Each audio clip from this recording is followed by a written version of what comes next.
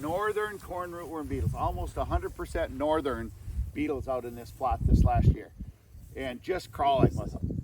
And this year, it was almost all westerns, probably 3/4 westerns maybe, and 1/4 northerns out here that were crawling around this plot. What's the difference between those 4 rows and those 4 rows? SmartStax. Did it a little different than maybe we should have, but anyway, everything is A little ways and dig a plant out here. You will see that there's rootworm damage even in these ones because of the sampling feeding. But I think you're right, Dave.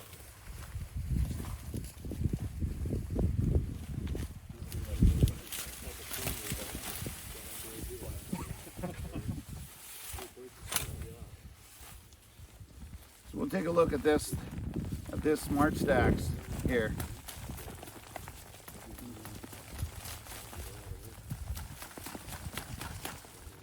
And although they're protected, you can still see a lot of the SmartStax roots are short. They're not full length.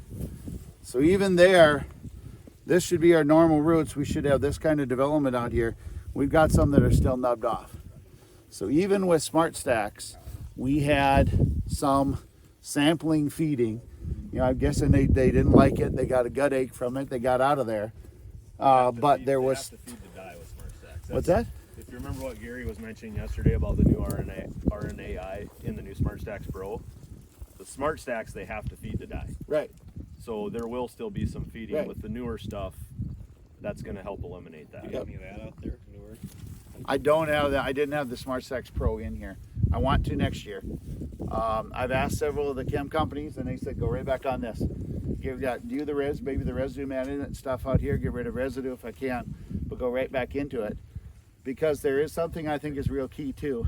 I think if you look at our rootworm population, we have a lot of the extended diapause beetles up here. This thing was loaded with green beetles last year. I mean, thousands, millions of them out here. We didn't hardly have a green one this year. I think those green ones we had, that 25% out here that was green this year, are the ones that produce every year. I think we have the two season ones.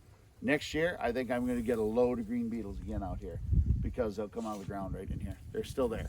So they're still going to chew on this one. We may plant it a different way so we don't hit the, don't hit that patch on the treatment. That's kind of unfair to whatever insecticide you'd put there this next year.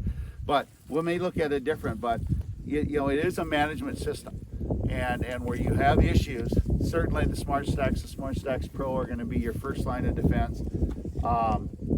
There's been talk about, do you do SmartStax and where you know you've got pressure, do you throw in some insecticide?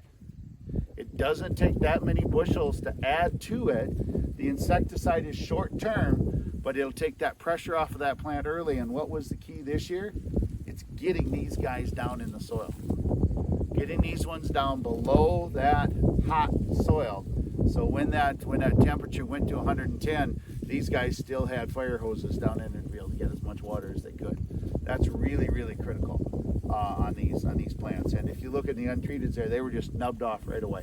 They just never got a root system established. So going to be some huge differences out here in yield.